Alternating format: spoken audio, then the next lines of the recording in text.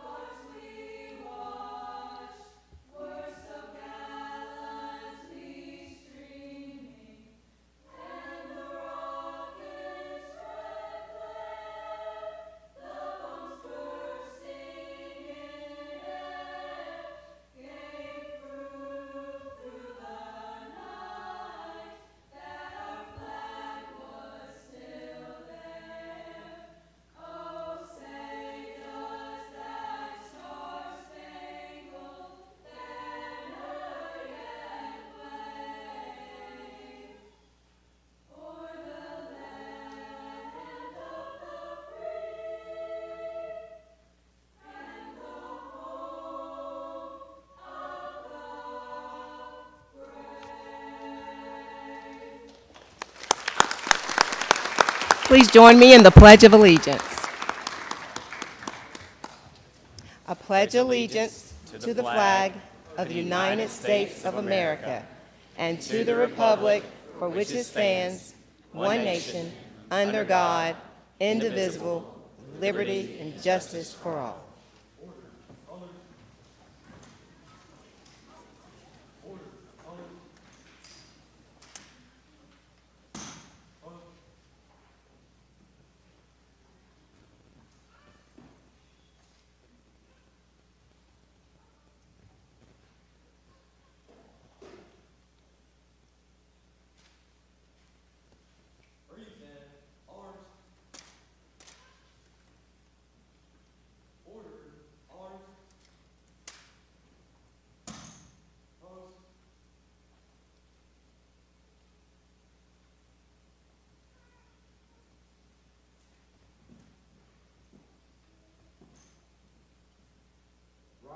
Face, forward, march.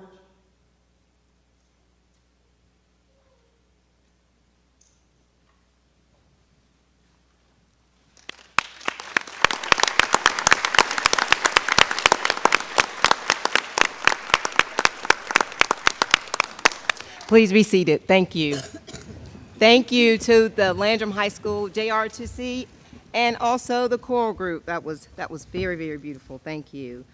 All right, the first agenda item for tonight's meeting is the chairman's report, which is the consent agenda.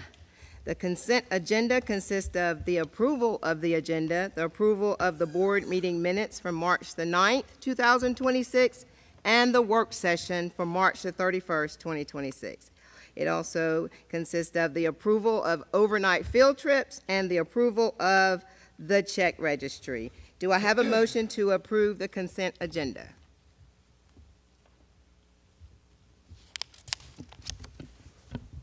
I make a motion to pass. Thank you. Thank you, Mr. Graham. Is there a second? Second. Mr. Vanderford. Thank you, Mr. Vanderford. We have a motion and a second to approve the consent agenda. Is there any discussion?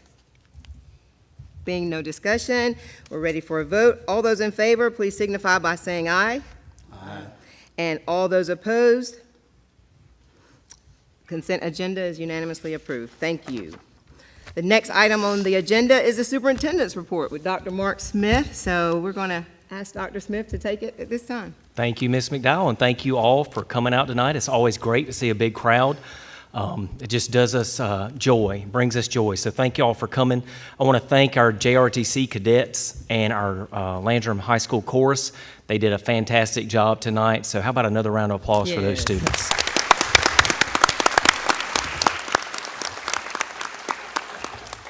It's a night of celebration, and very rarely do we get to bring all aspects of District 1, the District 1 family and machine together, because it can be a machine, a wonderful machine at times, because tonight we're going to get to celebrate all aspects of what we're able to do for our children by the hard work of our staff, our board, and our community. This is such a wonderful community. It is a joy to be able to live here.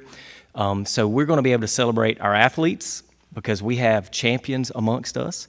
We're going to be able to celebrate our fine art students, and I hope you were able to see some of the beautiful artwork before you walked in. Amazing. You're going to be able to see some of our finest students. We're going to celebrate academic achievement, and I mean top-notch academic achievement tonight. And we're also going to be able to celebrate another favorite of mine is our staff. So there's so many great and positive things going on right now. So it's going to be a great night of celebration. And at this time, we're going to start with our 2A state basketball champions, Landrum High School girls. A brief couple of seconds before I step down to bring them their gift from the school board.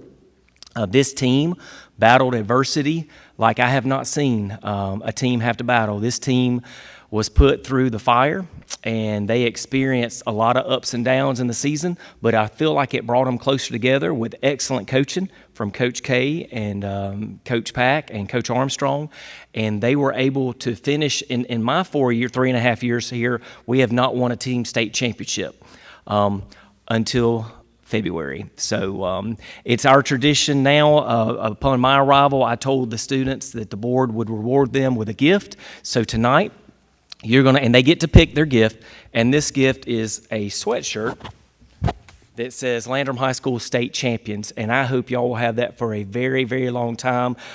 You can applaud. Very, very good. Thank you. So at this time, Chairwoman McDowell and I are going to meet you all down at the podium, and Dr. Beeson will be calling names. Thank you.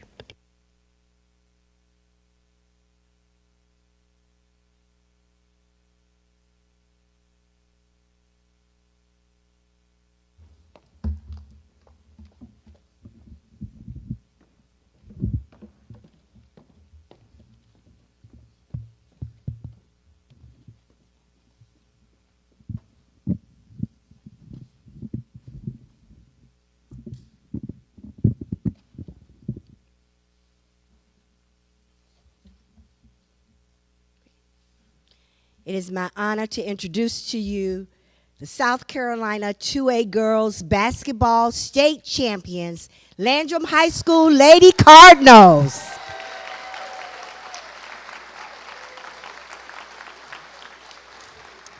We'll begin with the coaches. Our head coach, better known as Coach K. I don't know if we now go Coach KG. Just Coach K. Coach K.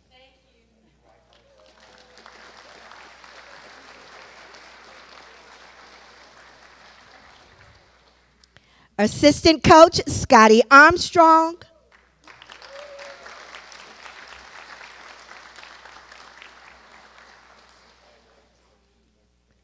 Assistant coach, Kelsey Pack.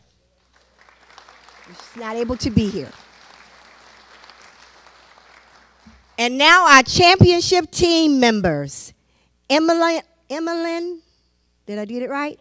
Okay, Bright.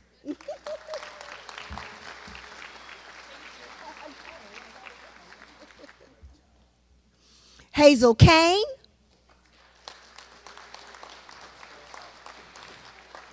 Avery Caldwell. Maddie Clayton. Okay. Kylie Fortner.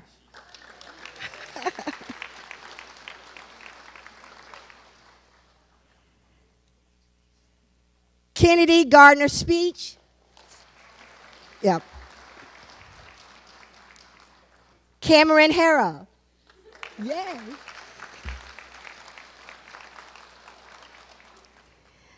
Sullivan Price. Okay. Lena Shimbra.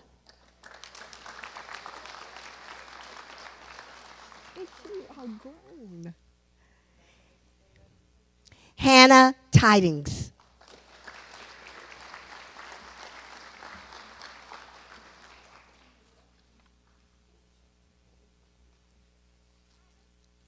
Congratulations again to the South Carolina 2A girls basketball state champion. No. No. Who else we have? We got I said Hannah. I said Hannah Tidings.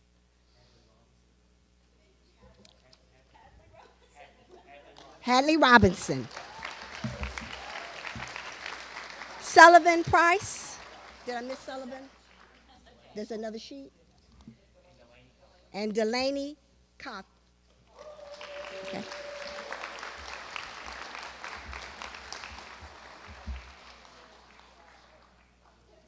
Okay, now congratulations again.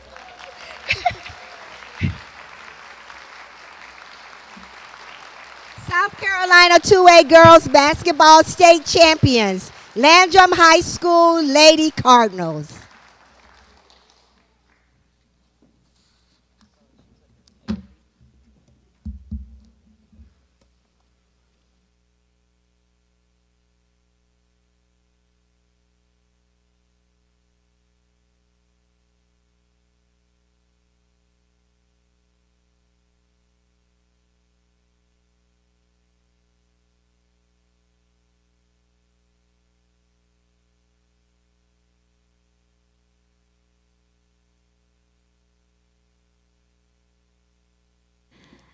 Good evening, guests. It's my honor to continue this celebration. I'm Erica Center. I'm the Assistant Superintendent of Curriculum and Instruction, and I'd like to welcome you all here tonight.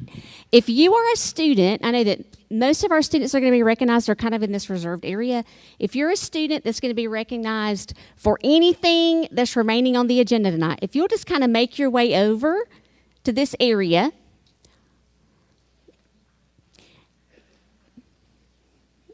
And we will start our recognition. I'm going to give you just a few seconds to get situated.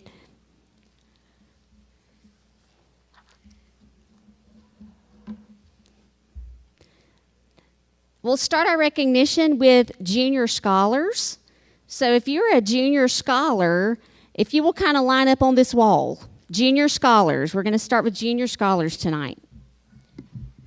And we'll actually be starting with Campobello Grambling. So tonight we will be honoring 8th grade students that have been identified as a junior scholar.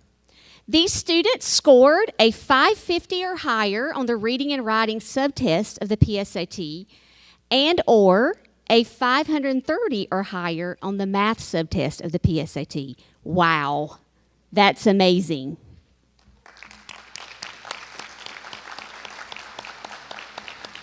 When I call your name, please come forward. We'll begin with Campobello Grambling. Emily Andrews.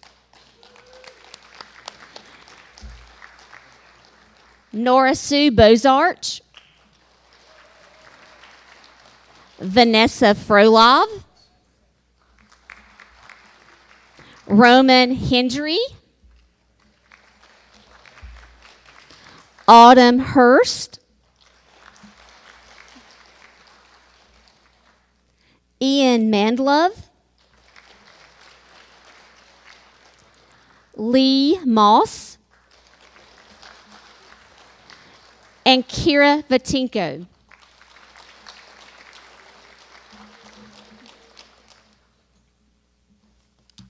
Next, from Landrum Middle School, Oliver Atkins,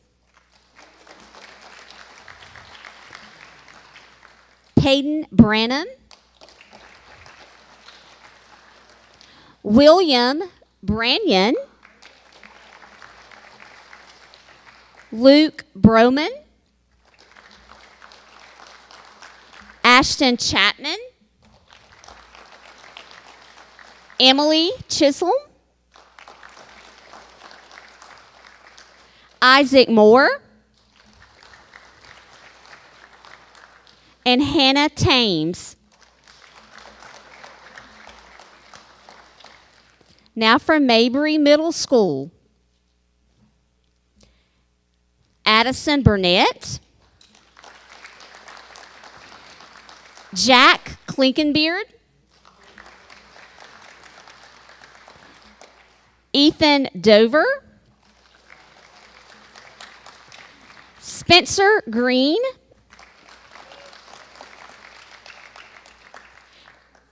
Aiden Hurtado,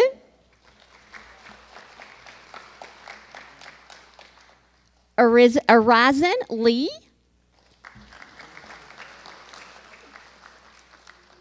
say it for me, baby. Arison Lee, Derek Ma,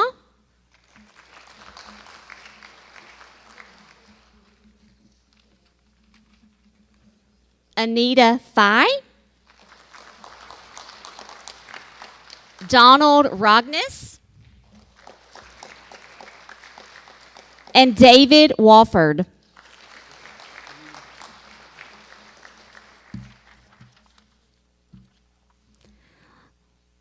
Let's give all of our junior scholars one more round of applause.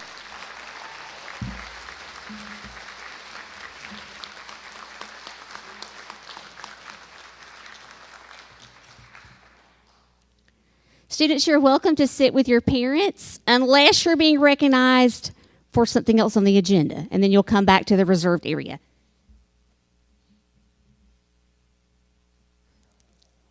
Congratulations, students.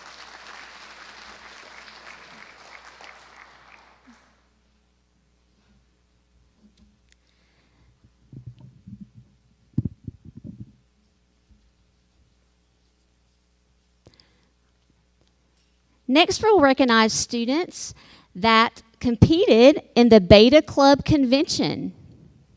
The South Carolina Junior Beta Club Convention is an annual gathering for middle school students to compete in academic, artistic, and leadership events promoting the National Beta Club's values of achievement, character, leadership, and service. We will begin our recognition tonight with Campobello Grambling School. See, I forgot to remind you to go to the wall, and you did it anyway. Great job. We will start with Rachel Atkins from Campobello Grambling. Book Battle Junior, second place. Musicology Junior, first place. And Quiz Bowl Junior, second place. Emily Andrews, Spelling, 8th grade, 5th place. Nora Sue Bozarth, Scrapbook Junior, 4th place. Hayden Colbreth, Scrapbook Junior, 4th place. Avery Darby, Painting Junior, 5th place. Emerson Duck, Quiz Bowl Junior, 2nd place. And Robotics Junior, 1st place. Raylan Didamore, Robotics Junior, 1st place. Dixie Didamore, Battlebook Junior, 2nd place. Musicology Junior, 1st place. J.D. Fowler, Robotics Junior, 1st place. Mary Goodwin, Performing Arts Junior Dancer, 1st place. Premier Performer Junior Dancer, 1st place. And Scrapbook Junior, 4th place. Braylon Huckabee, Engineering Junior, 4th place. Quiz Bowl Junior, 2nd place. Autumn Hurst, Book Battle Junior, 2nd place. Robotics Junior, 1st place. And Scrapbook Junior, 4th place. Woo!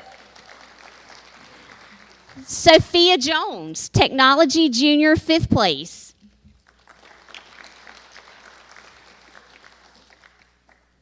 Rhythm Core, Service Learning Showcase Junior, 4th place. Ava Lennon, Quiz Bowl Junior, 2nd place. Robotics Junior, 1st place. Scrapbook Junior, 4th place. And U.S. History, 8th grade, 2nd place.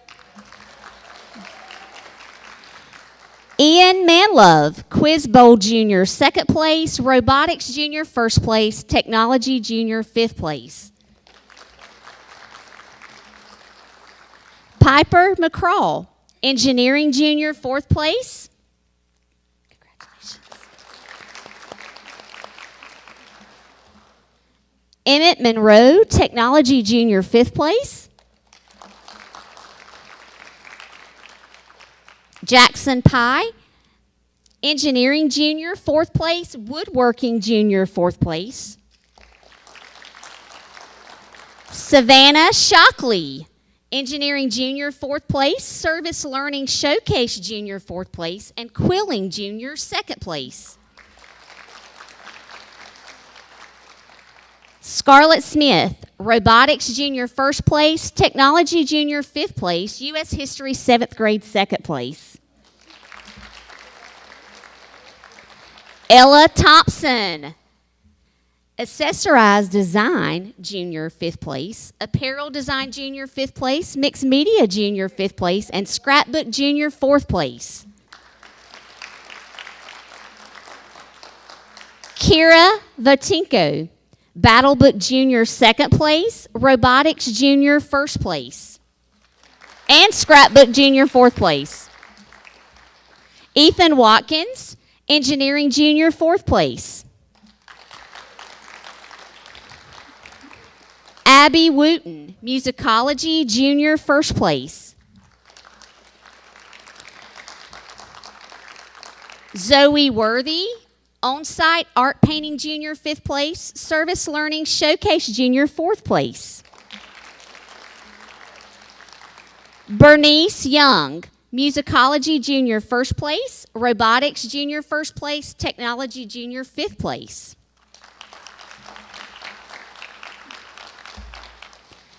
Now for Landrum Middle School. Riley Bruner, 7th grade spelling, 4th place.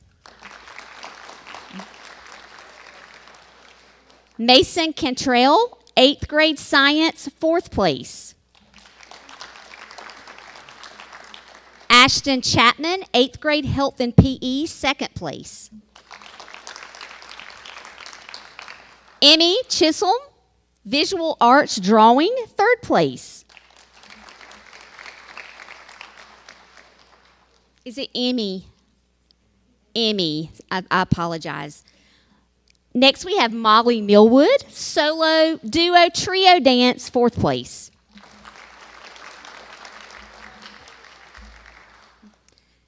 Now from Mabry Middle School. Ansley Edwards, 4th place, 3D design. Congratulations. Caden Howell, 4th place, 3D design.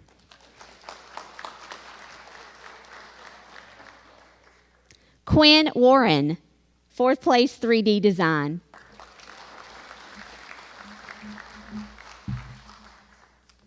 Let's give all of our Beta Club convention winners a hand.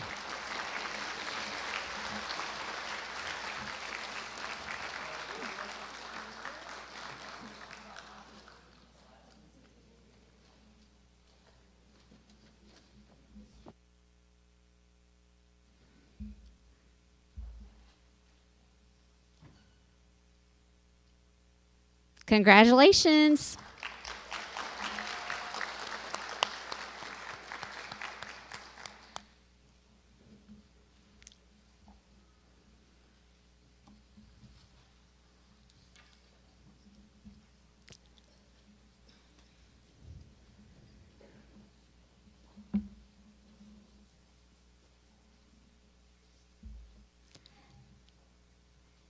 Next on the agenda tonight, we will be recognizing our National Merit Scholar.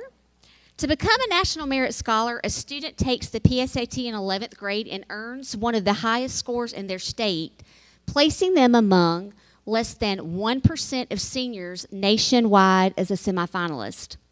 They must then complete a detailed application, maintain strong academic performance, receive a school recommendation, and confirm their achievement with high SAT or ACT scores. after which some finalists are selected to receive a scholarship. So this honor is a very, very prestigious and a very, very difficult scholarship to achieve.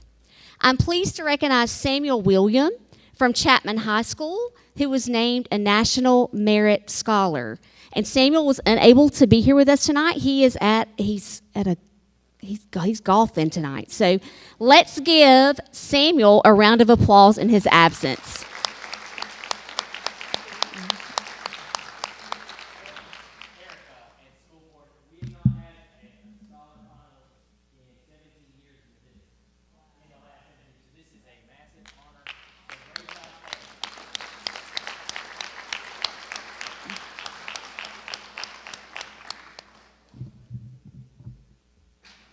Next, we will recognize students that had artwork on display tonight. I hope that you had an opportunity to enjoy that on your way in for the 2026 Inman Mills Art Gallery. This special showcase highlights the incredible creativity across our district, and tonight is all about honoring that work. We would like to extend a heartfelt thank you to Inman Mills for their vital partnership and continued support of the arts. And we are also grateful to the Inman Frame House for their expertise in matting and framing all of these beautiful pieces tonight. The winning artwork will be displayed at the district office during the 2026-2027 and 2027-2028 school years. And then I promise families you will get your artwork back as a special keepsake because they are beautiful. We will begin tonight with Chapman High School. So if you are students that are being recognized for the Inman Mills Art Gallery, if you'll start making your way to this wall, we will start with Chapman High School. Chapman High School, Anna Bowling. Linnea Gedenberg. Lily Lorax. Shayla Ear. And I know several students were unable to stay tonight, but we did have a great crowd at the art show at 6:15. And Shayla Ears, also our high school category winner for the Inman Mills Art Gallery competition. Congratulations. Next from Campobello Grambling School, Lakeland Cole.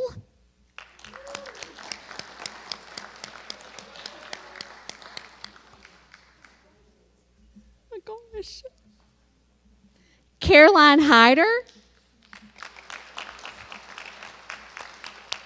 Scott Morgan. Vienna Pukolski. And Vienna Pukolski was our middle school category winner. Congratulations. Next from Holly Springs Motlow Elementary, Nikki Murphy.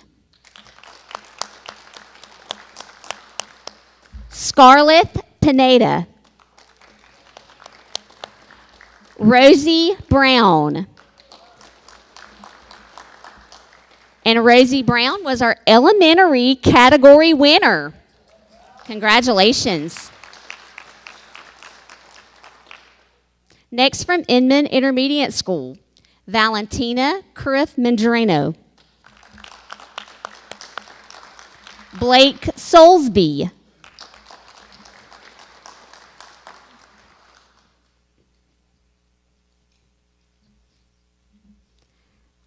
Next from Landrum High School, Michaela Barker and JoJo Bozarth. From Landrum Middle School, Kaya Littlejohn. Paisley Quinn. From Mabry Middle School, Rose Jackson.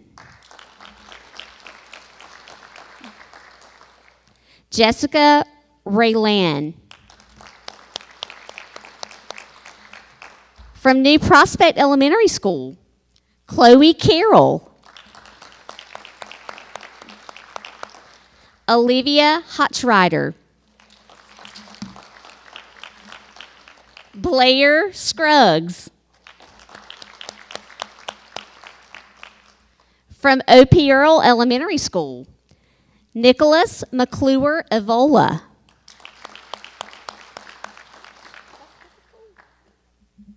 Eleanor McCaig. And Eleanor McCaig was our primary winner.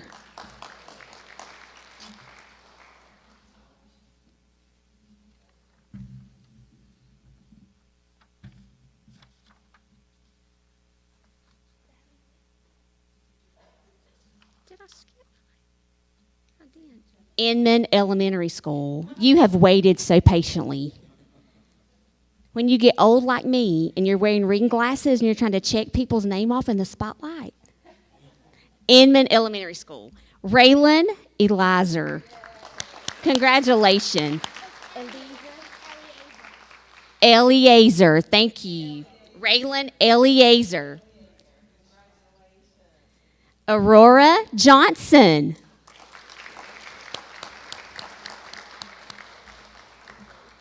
You waited so patiently. Thank you, girls.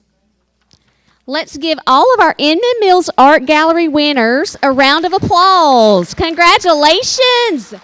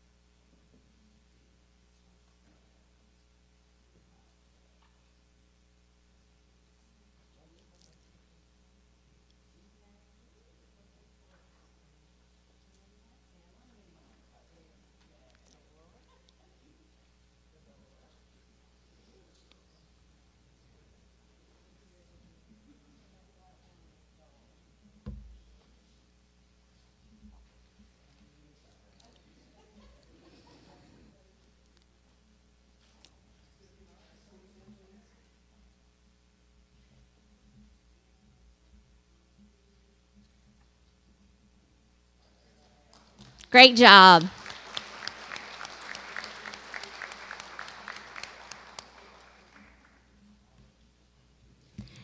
Next, we have two of our elementary schools that received a very prestigious honor with a very special arts grant that we will actually kick off next school year.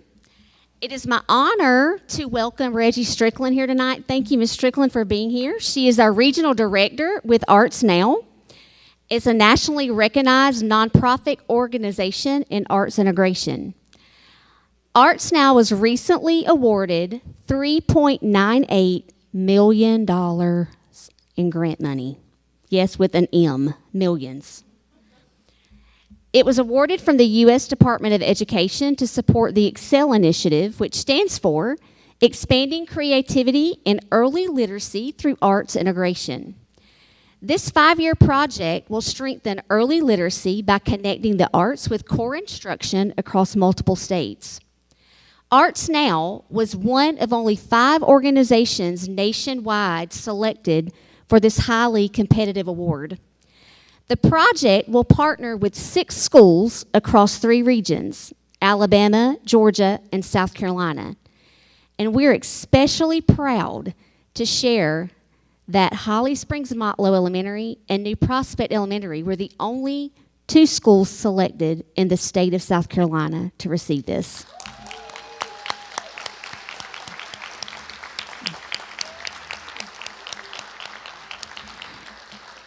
At this time, I would love for Reggie Strickland to join us.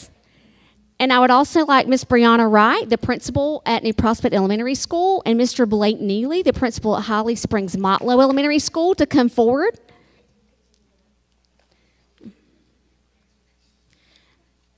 We are incredibly proud of the arts integrated work taking place in these schools.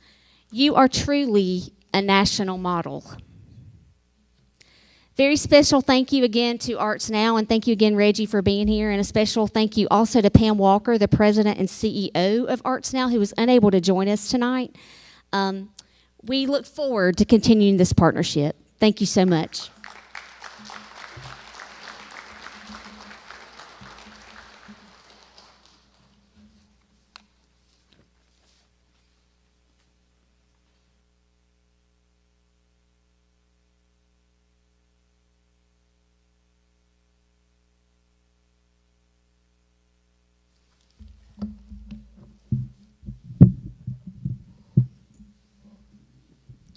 We've had the opportunity to start many new initiatives geared around growing our people.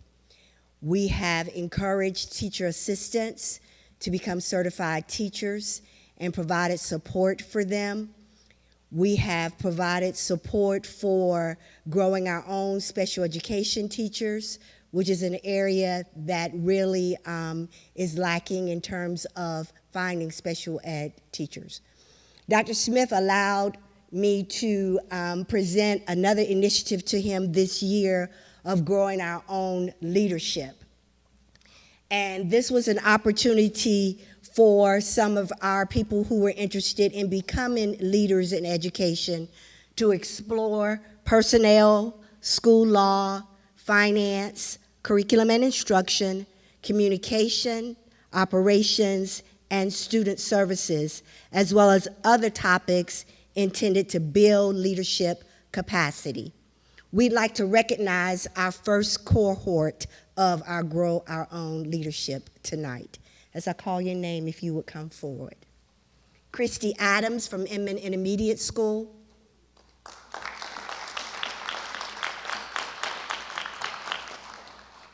Allison Thornton, also from Inman Intermediate School.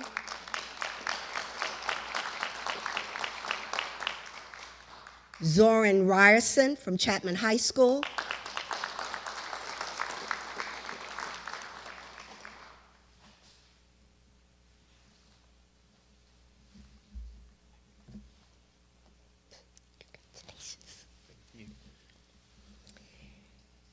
Barry Burnett from Chapman High School.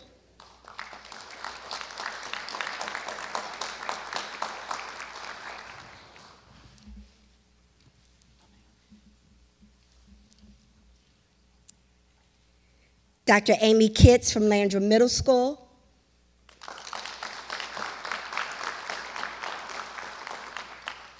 Dr. Ben Coates from Chapman High School.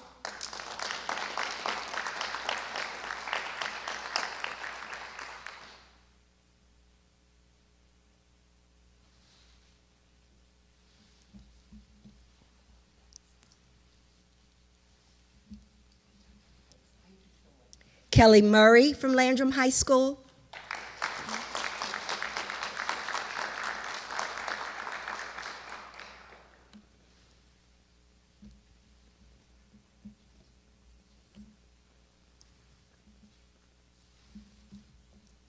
Courtney Human from Mabry Middle School.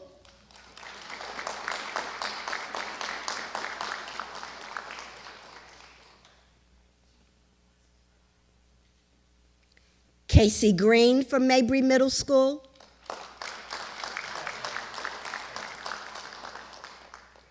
Jessica Wofford from Mabry Middle School.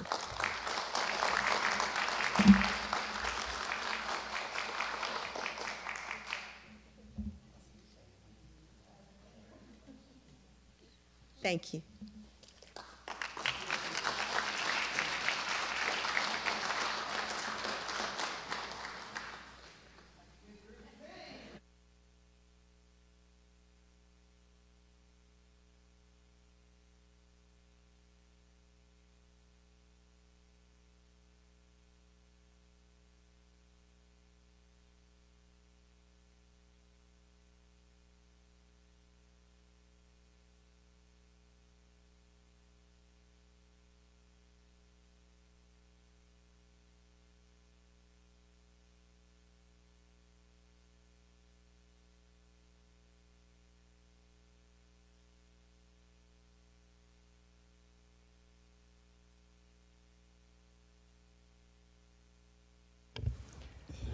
Okay, I got to catch my breath.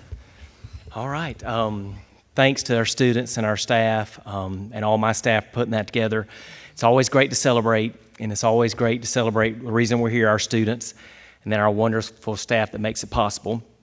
Now, finally, in my superintendent report, Ms. McDowell, I'll go quickly through my executive summary for the past month. The month of March has been busy as we sprint to the finish line, and that's what we're really trying to encourage all of our schools to do. We have testing coming up next Tuesday. If anybody's got prayer requests out there, next Tuesday, the district's undertaking statewide SC Ready testing. It'll be followed by end-of-course test. But in our curriculum department, March was a Youth Art Month, as you just saw, and we're proud to celebrate our talented students. We had 20 students' artwork on display throughout the month at Chapman Cultural Center. I and several of our principals were able to go celebrate with our students there. District 1 is filled with talented students who consistently inspire us with their creativity and hard work. We also celebrated our kindergartner through third grade teachers in District 1 for completing the rigorous 2-year letters training. That was a big one. That was mandated by the state, and we have now finished that, and we celebrated with Ms. Center and Dr. Beeson and Dr. Pitts taking cupcakes to all of our teachers to hand them personally to thank them for all of their hard work. So great stuff going there. Curriculum, now finance. The district recently received several targeted funding contributions from our Cliffs friends at Cliffs Outreach, including a $1,000 55 grant for New Prospect in second grade. The theater department at Chapman for our Clue play was awarded $15,000 from Cliffs, and if you were able to attend any of the plays last week, they were outstanding. It was a comedy, Clue, who knew? I thought it was going to be murder mystery. Joke was on me. Lots of laughing, and it was outstanding, but we thanks for the Cliffs for that donation. $6,700 for a book vending machine at OP Earl. I believe that's the 4th book vending machine they've purchased for us. And these things are not cheap. We're very grateful because our kids love it. We had one, I believe, Mr. Copeland, at Mabry last week. So it is a real big deal, and thanks to the Cliffs for that. IES was awarded a $3,000 grant from the Utley Foundation to support a teddy bear mobile initiative, further enhancing student resources and engagement opportunities across multiple schools. At the same time, the district is making strong progress in its efficiency and participation. A new printing contract, y'all are going to love this, developed in collaboration with procurement technology and the state will reduce our cost in printing by 56%, saving over $700,000 over the course of the next 5 years. It's outstanding for finance. Additionally, efforts with the nutrition group, our food service provider, schools have increased meal participation rates, particularly at Holly Springs and Landrum High School, supporting the district's CEP federal status. So great job with that. Communications, Spartanburg 1's second annual Rhythm of Joy prom was held on March 13th at Swofford, with 30 students from special populations participating alongside numerous staff volunteers and students from Landrum and Chapman High School, creating a meaningful and inclusive experience. Very proud of our second Rhythm of Joy ball. It was outstanding. Thanks for Ms. McDowell. She was able to come participate, and we appreciate that. Communications has also been actively supporting other district initiatives, including online registration, can you believe it, already for next year, along with WCAG, which is Web Content Accessibility Guidelines, training to ensure district websites are in compliance by April of 2027, and then also along the lines of developing our social media and flyer guidelines for schools. In addition, Communications continues to work with transportation to enhance family communication around MyRide app, with full implementation expected next school year. One quick thing about that, we actually had K-5 registration today in person, because I've told you over the last couple of years our K-5 numbers have started to go down. Well, K-4 and K-5 this year, we had in-person registration, so I can't wait to see the results of that. So that's encouraging. On to human resources. Y'all aren't busy this time of year, are you, Dr. Beeson?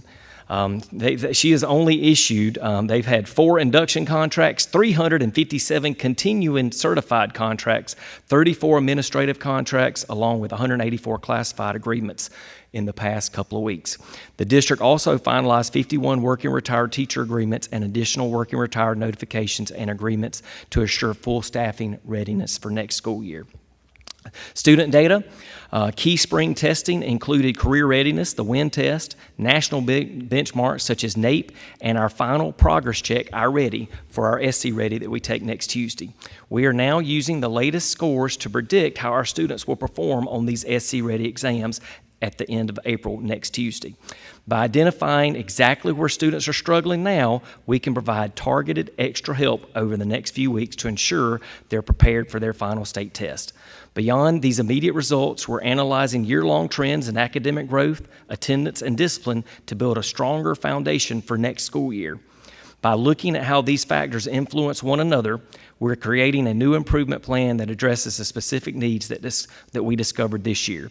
It's a data-driven strategy. So that's how we're making our plan for academics for next year. Last but not least, operations. During March, the faculty and focus group meetings were held at New Prospect, Opie Earl, and Mabry Middle School for our building plan. So Jason and DJ went to meet with the teachers to get their feedback. We are now currently on the way of replacing $400 of door replacement project that we got in a grant last year from the state. Officer Harmon completed training on the sexual exploitation of minors, gaining additional tools to help monitor and respond to online concerns. We have school teams that are currently working with families to address barriers and encourage consistent attendance to school, while some schools are recognizing students who have had great attendance to help reinforce positive habits. And on the operational side, we have had handheld radios being delivered to all schools to improve communication, and the technology team has continued to complete advanced cybersecurity training to strengthen data protection. And last but not least, I would like to mention that Officer Harmon and his safety team, they are awarded again this year a state grant for $180,000, and with that, we'll be purchasing smart sensors. Now that will go in all of our schools, but specifically all middle schools and high schools. It will be in all bathrooms, and that will help us to detect vapes, because we know that is a growing issue in our schools and really in schools nationwide. And it also can detect gunshot sounds, God forbid, but that could give us a warning there. And then also it picks up certain key words such as help. If a student needed assistance there, and it goes straight to the principal and his or her administrative team. So it's a $180,000 grant, and those will go into effect next school year. And Madam Chair, that concludes my report.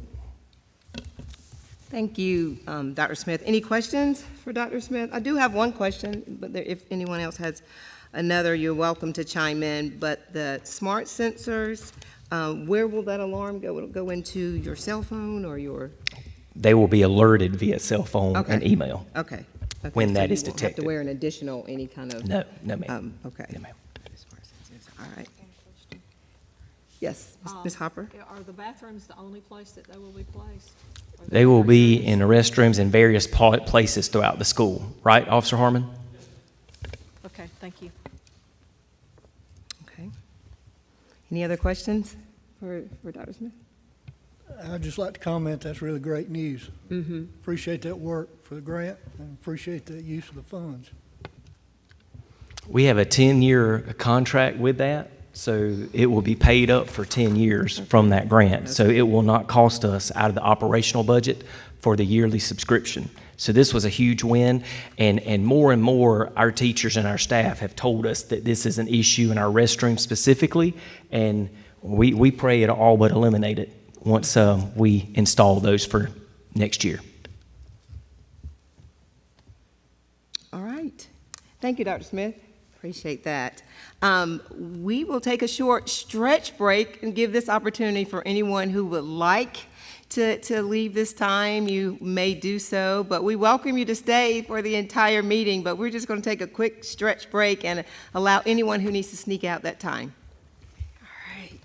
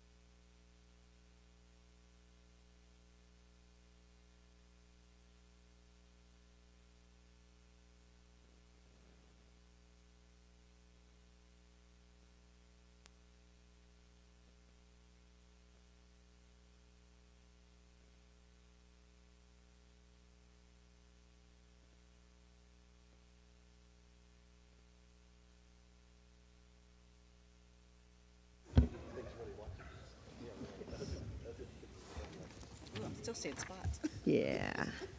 All right, so we'll continue on with our meeting at this time. And number 3 on our agenda is public participation.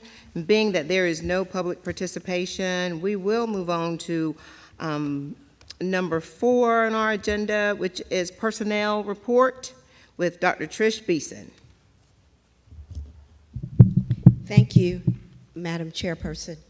The personnel report was in your packets for your review.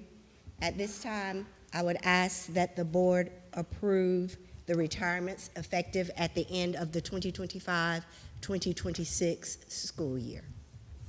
All right, so you've heard the recommendation on behalf of the administration for the retirements listed in your board packets. Is there a motion to approve the retirements?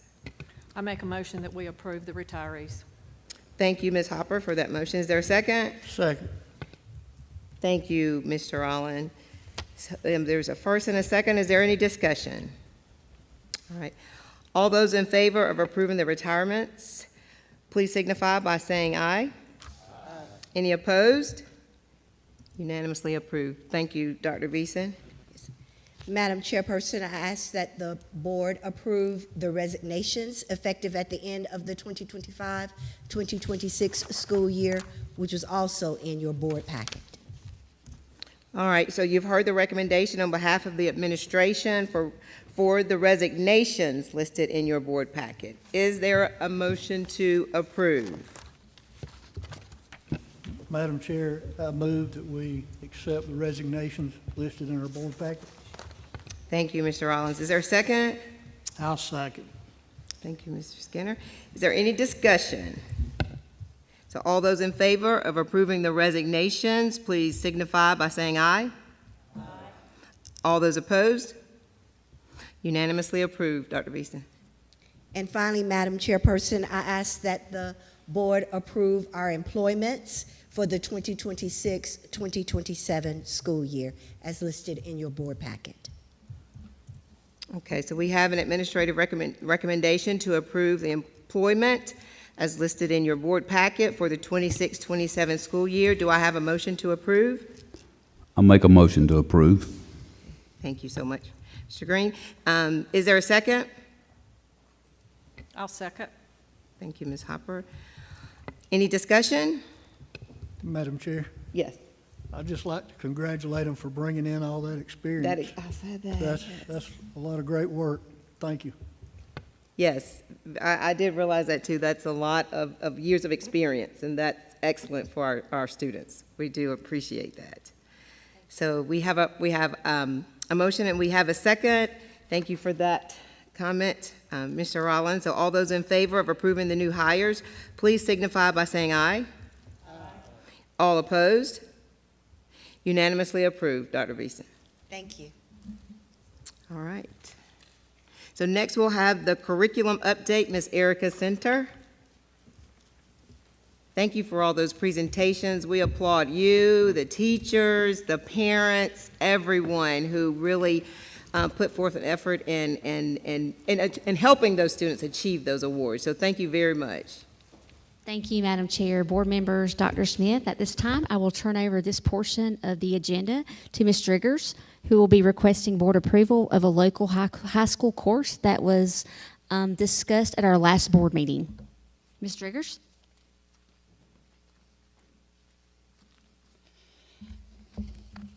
Thank you all so much for the time. The administration respectfully requests approval from the Board of Trustees to offer the Community Internships course as a locally board-approved elective course for students in grades 11 and 12. This course will provide structured, supervised work-based learning experiences aligned to students' individualized graduation plans and post-secondary goals. Approval of community internships will expand access to meaningful career exploration opportunities and provide a learning experience that connects classroom instruction to future career pathways. Therefore, we respectfully request the board's approval to include this course in the district's high school offerings beginning in the upcoming academic year. Are there any questions? If you guys remember that at our last meeting, we did hear from a wonderful student who was doing veterinarian medicine, as part of the internship, just to kind of remind everybody of the success that that internship and that young lady spoke of. So I just wanted to just jog everybody's memory about the young lady speaking to us at our last board meeting. Any other questions for Mr. Drake?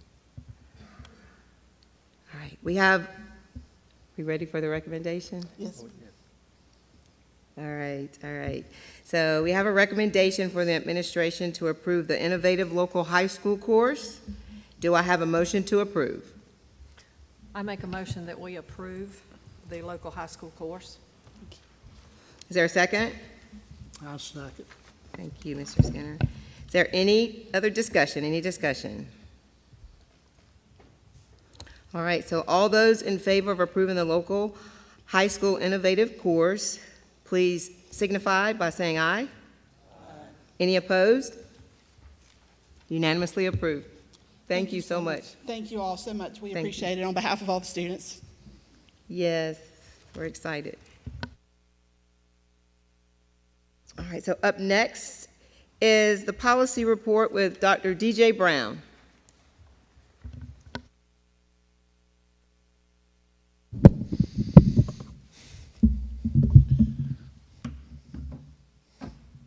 See everybody here behind this flag. Madam Chair, Dr. Smith, members of the board, pleased to present the policy report for tonight. Kind of first going to break this down into two sections. First policies presented for a second reading, which we again presented for first reading in our March board meeting. Those being IJNDB and its attached administrative rule IJNDB-R, and then IJND, and then IJND-R. So again, presenting these tonight for a second reading. Happy to entertain any discussion related to these specific policies.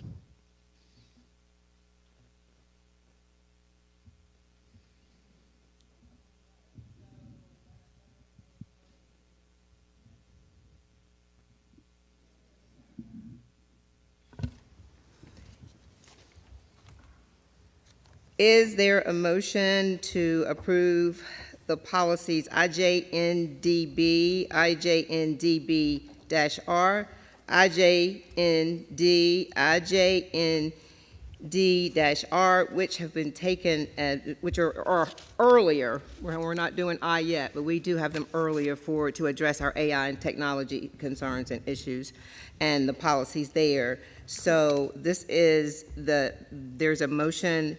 Is there a motion to approve those policies presented for a second reading? Madam Chairman, I make a motion that we table this policy for further board discussion.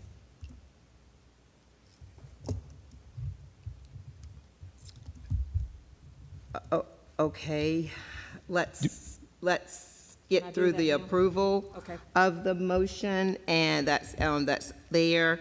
And then let's get a second, and if there's any discussion, we can entertain a table at that time. I just want to make sure I'm parliamentarian. So we're going to ask Ms. Hopper if you'll withdraw your motion at this time. I will withdraw my motion at this time. Okay, thank you. So at this time, I will entertain a motion to approve the policy stated in our I section, presented for a second reading.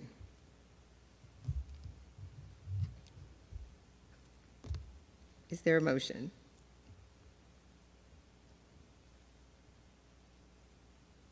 Okay.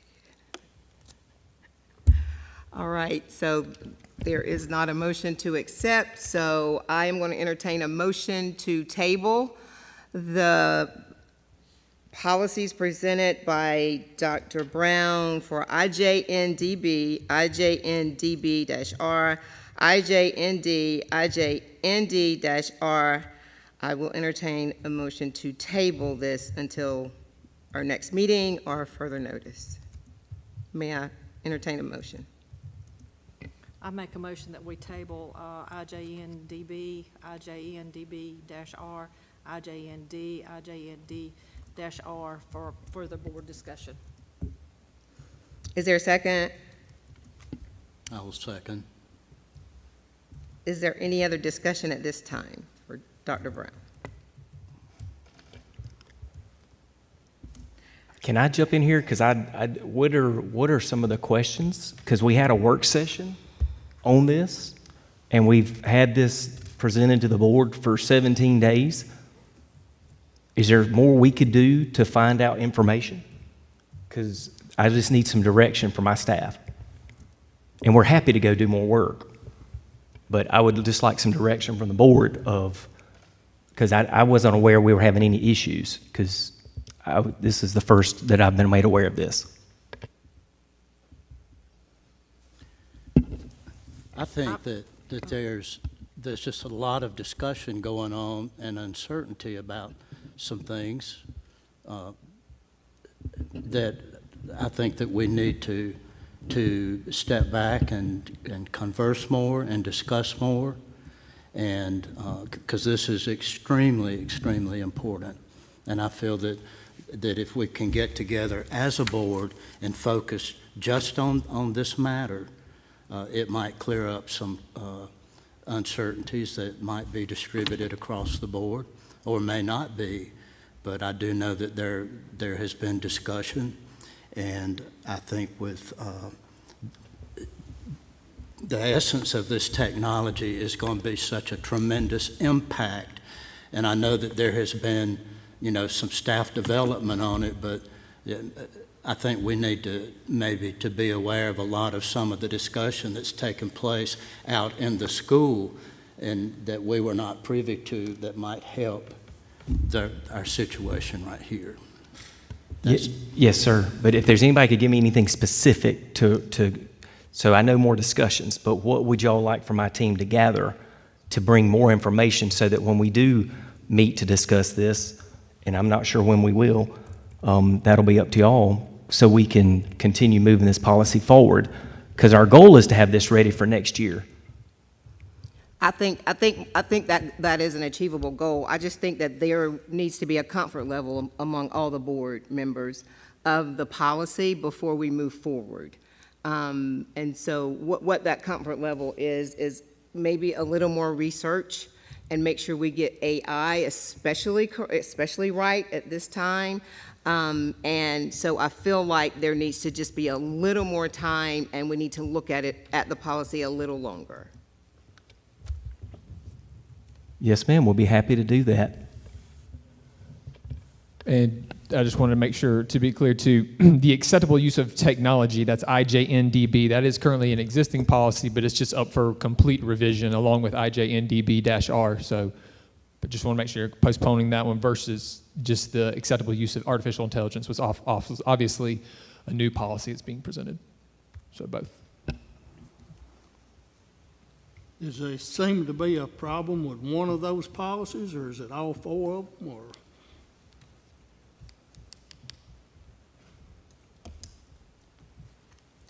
I will defer to the board members.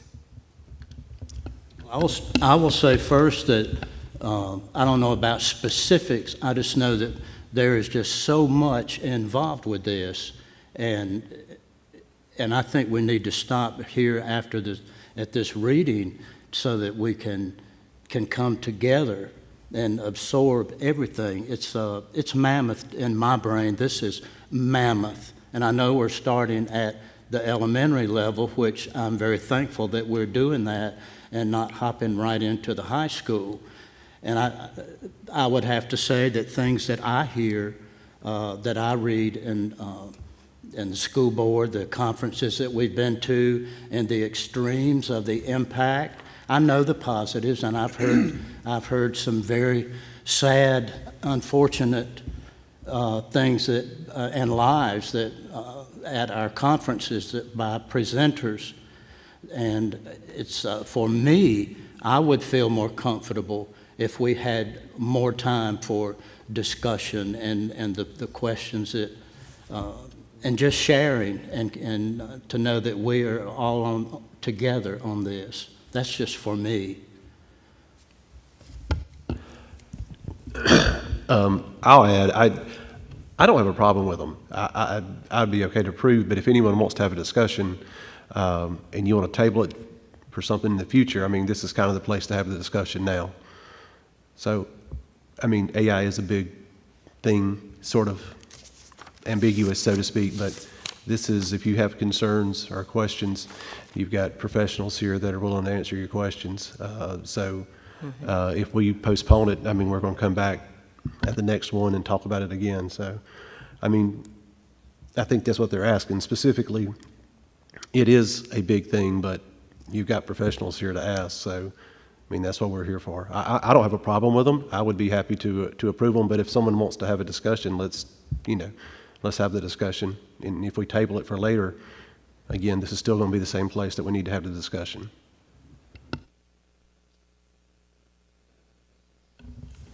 Madam Chairman, I would prefer that we had a work session dedicated just to the AI.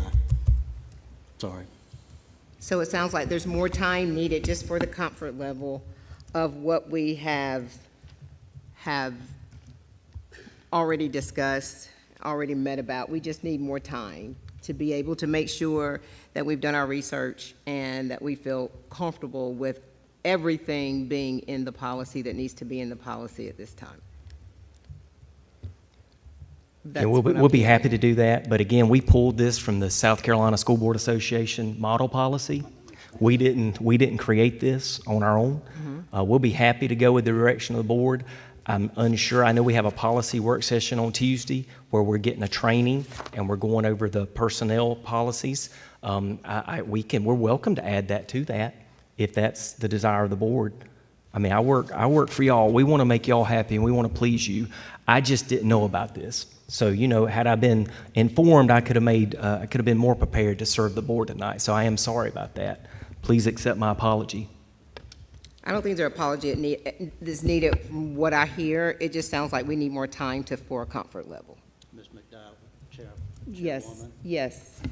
I'm not suggesting that we haven't been prepared as much as possible. We were just asked what specific, and I shared with me individually. And if we go ahead and take a vote now and it's adopted, it's approved at this reading, then I will go with that. But I know that constituents that have talked to me, and there's parents that are concerned, and I just don't feel that I know enough yet that I can answer those.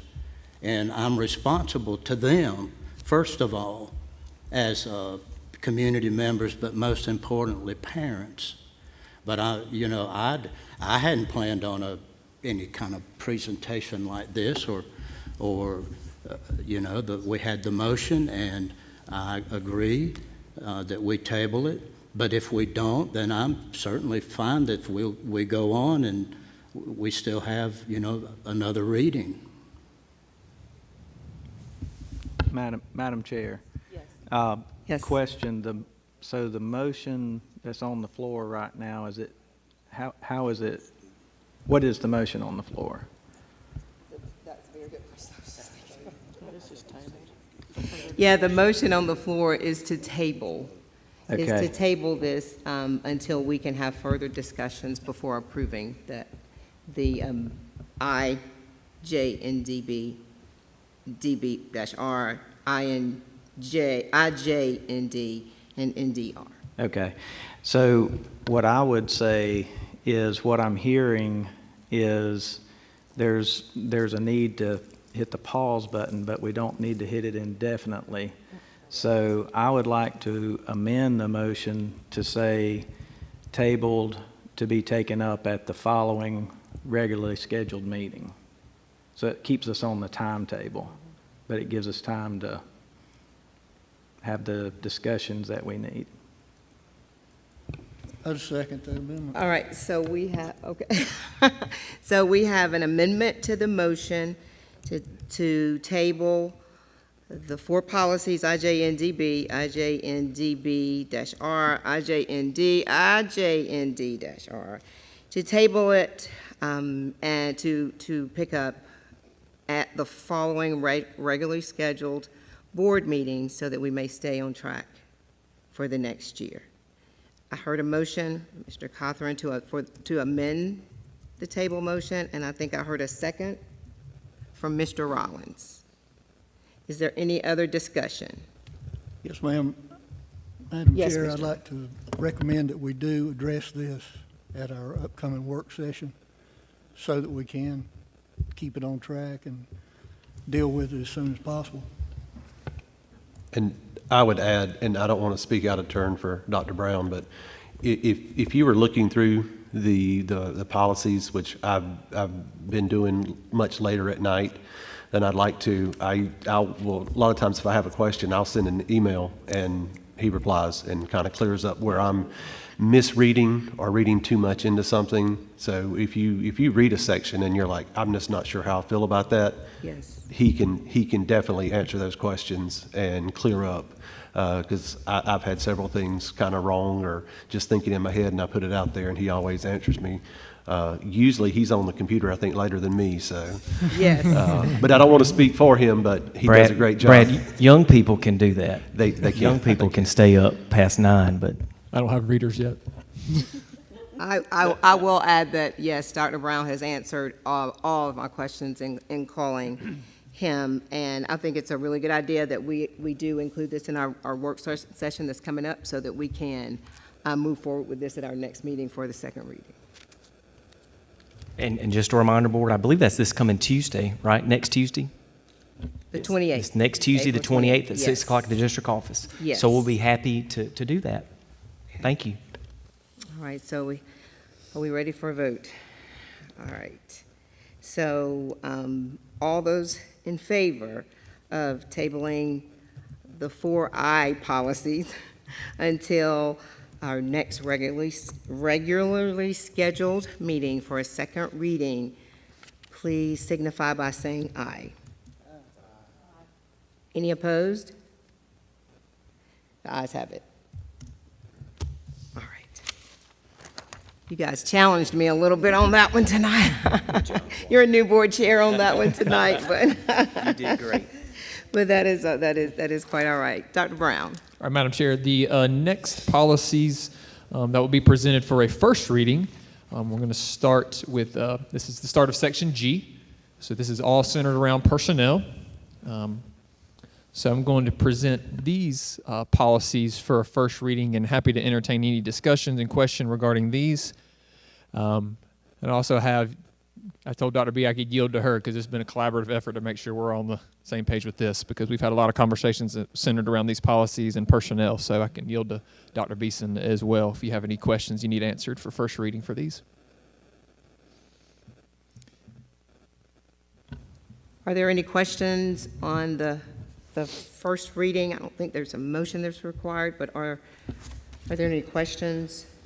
I would like to add, with the tobacco one, I tried to read that one really, really closely, that you did add in the vape and other devices or methods of nicotine delivery, because a lot of times I know at after-school events, people think that, oh, I'm not smoking, I can have this here, and it's not that. So I do appreciate the wording in that, and that it did address those issues outside of the school day, but still on school grounds. Correct. Yes, sir. Thank you, Mr. Johnson.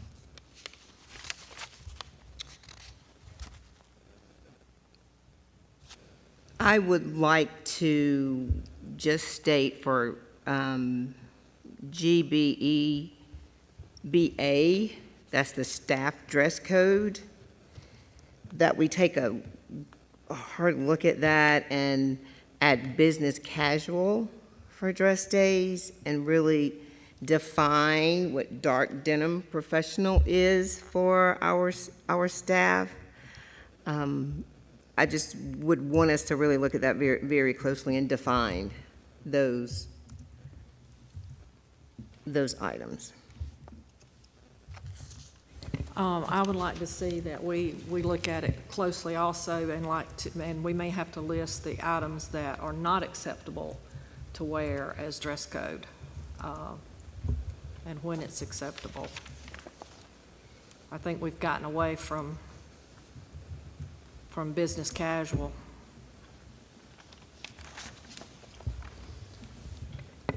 I I think we want our teachers to project professionalism as it states in that policy and as in the workforce. And so I just want to make sure that everyone is just reminded and respected for their roles and their teachers. And I really think if we define that dark denim and the business casual days for them, just to keep the respect level there for our teachers, which they very, very well deserve. Are y'all referring to, Referring to no blue jeans. jeans? No, I'm not referring to no blue jeans. I'm referring to dark denim, is what it Okay, says. I'm not real It's- sure what dark denim is. I'm not, well, it says. Dress denim? Dress denim. On 24, line 24, dress denim? Dress denim, okay, yeah. Is that what it's referred to? Maybe that's what I was referring to. As Okay. As the dark denim is dress, ma'am. or This- dress denim. And I will say too, just noting on the line 34, as you kind of alluded to, Ms. Hopper, Let's see which one? line 34, specifically, kind of the above requirements cannot capture all staff attire, and principals and supervisors retain the ability to address staff dress that is unprofessional. So there's that level of, supervision with the principal when it comes to that. And we are, just for the board to know, we are business casual all days, except if it's an approved district or school casual day for blue jeans.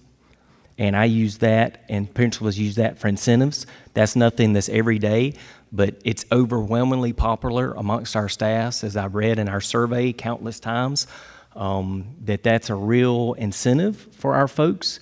And it's something that, and we don't do it all the time, but it's used to just encourage our folks. So, and I do, and the policy keeps that. It says the policy is not intended to prohibit district or school-approved casual dress days. I know the board can change that, but I would not be in favor of that. And I know that, and I would just voice that concern for our staff, because I read every survey, as I have for 4 years, and it's been immensely popular and encouraging and a way to help us retain our teachers. It's the small things that they keep telling me that matter, like the coffee trucks, like the one award, like us celebrating small things.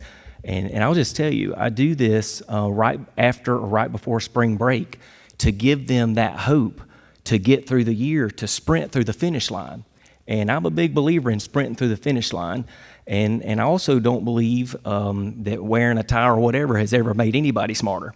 And I believe having people feeling good is a great way to get extra work. So that is my thoughts. Of course, I would have to adhere to the will of the board on that, but I will say that is something that I will stand as much as I can on, and that's something that, I know I don't get a vote, but that is something I will strongly advocate for our staff. Is dress denim a part of the attire? Acceptable everyday attire for our teachers and staff? It's in the current policy. Current policy, yes. The ma'am. current policy also says that male staff members are expected to wear dress slacks or trousers. So women are the only one who can wear the dress denim, or is that dress denim for everybody? I don't think there's any type of segregation on that in terms of who is allowed to wear dress denim or not. Okay. Madam Chair, I think one of the biggest problems is no one seems to know what dress denim is. And the other concern is, how many days do you give them every year to wear jeans? It's not a reward anymore, it's an everyday thing. It's not an everyday thing, Ms. Hopper. It's the last 7 weeks at the end of the year, after spring break. It's not every day. Typically, it's a reward. Maybe it's an achievement, a reward for an achievement by the school, and it's pretty crucial for morale for teachers to get those rewards that they've earned. And then you throw in a spirit week where they get to dress up sort of like the students. It's, I will just say, as a teacher, the way you dress doesn't affect how you teach. Sorry, can you repeat that for me? The way you dress doesn't affect how you teach and your relationship with the students. Thank you. Thank you so much. And I will say, I don't want our folks waking up and just rolling out of bed, and I feel like that they don't do that. I feel like they're very professional. And just for the board to know, their districts, and we're not doing this, okay? I send out an email every spring break for the last 7 weeks of school. So that's what I do. And it's been received very well. I may earlier in the year send out a week here, a few days there, just for encouragement. We used it as an incentive for the One Award this year for the winner. It was very positively received. And there's other districts in the state that have gone full Blue Jean every day. So, and every district in Spartanburg County that I'm aware of allows casual jean days on occasion. So this is nothing wild and crazy that we're doing. This is something that I feel like is pivotal to our staff's morale, like Mr. Johnson just said. And again, I read every survey. And I'm not ready to go or ask for it every day, because I agree with that. I agree that we don't need to do that every day, but it is a powerful motivator and tool in my limited tool chest to motivate and inspire folks to push through the hard stretches, because there's hard stretches when you've been in that classroom. There's hard stretches when, when there's not days off for it seems like years. And small things, I keep being told by our staff, matter. And that's why it's been so encouraging for me and my staff to be in the schools this year. They've really appreciated that. And again, that's why I read every survey, so I can have my pulse on our staff. I'm 100% for incentives for teachers. They're dealing with more than we deal with on a day-to-day basis. My biggest concern with a lax dress code, and I'm not saying that that's what this is, but we have to have a clear definition of what the expectation is.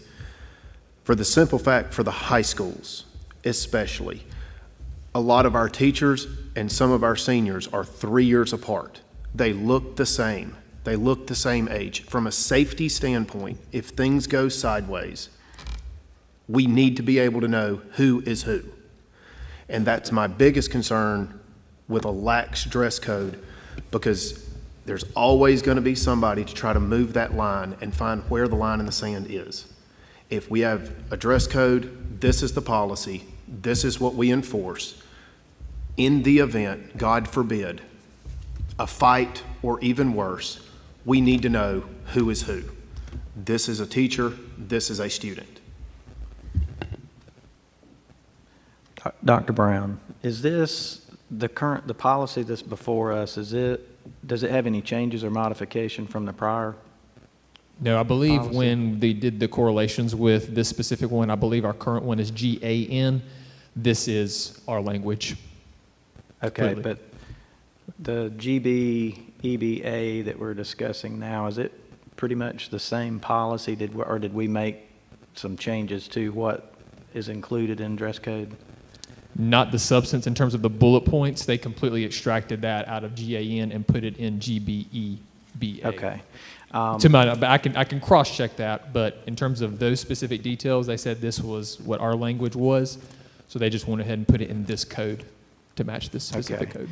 So for purposes of this meeting, I would suggest that what we're talking about is not necessarily the wording of the policy, but the enforcement of the policy, just to keep us on topic. So if we're talking about changing the wording of the policy, I think that's on topic. But if we're talking about enforcement of the existing policy, I think we're getting off base. I think it may be dual, based on what I've heard tonight, that it may be the enforcement, but also just the language, just to make sure that everybody knows what dress denim and other parts of some of the language means. Yes, ma'am. Any other questions for Dr. Brown? We'll have an opportunity to really ask questions, and he's always phone call away, and so we'll be able to really dive into G. G's long, so we will we'll also have a work session. It will also be included in our work session on the 28th, Yes, ma'am. on April the 28th, so that we can, so everyone is encouraged to come prepared for that work session as well. So, all right. So after the first reading for tonight, I just want to make sure that everyone will be able to access all of G on our website. Yes, I'll get with Ms. Tesnier in terms of that, what that looks like. Okay. Yes, ma'am, absolutely. Okay, all right. So that concludes the first reading of Section G. So thank you, Dr. Brown. Absolutely. Thank you. Appreciate you, all you've done. Okay, our last item of business is finance report with Ms. Brady.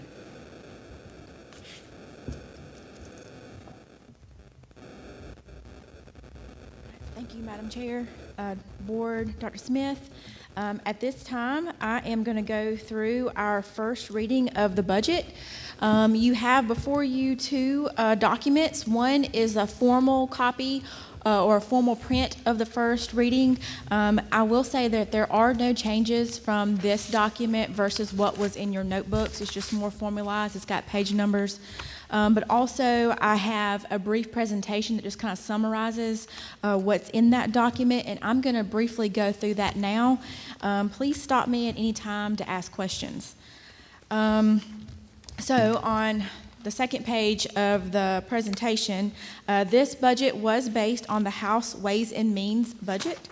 They added $150 million to state-aided classrooms to increase the minimum starting teacher salary from $48,500 to $50,500, and to increase all other sales in the state minimum teacher salary schedule by $2,000. So included in your first reading of the budget, we have added $2,000 on the Spartanburg 1 teacher scale to every cell on that schedule.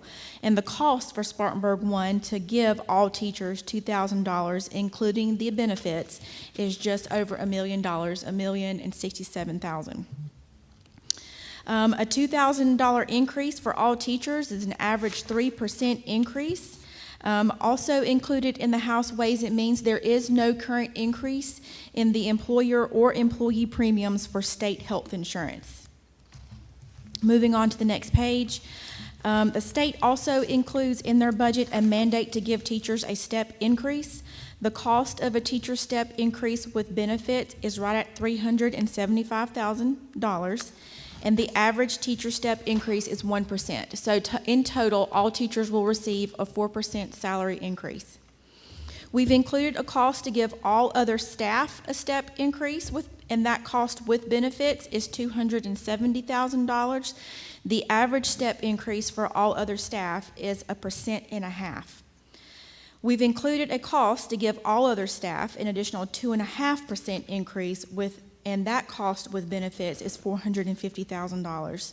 So, in total, all staff, including the teachers, will receive a total 4% increase, including their step increase. Moving on to page 3.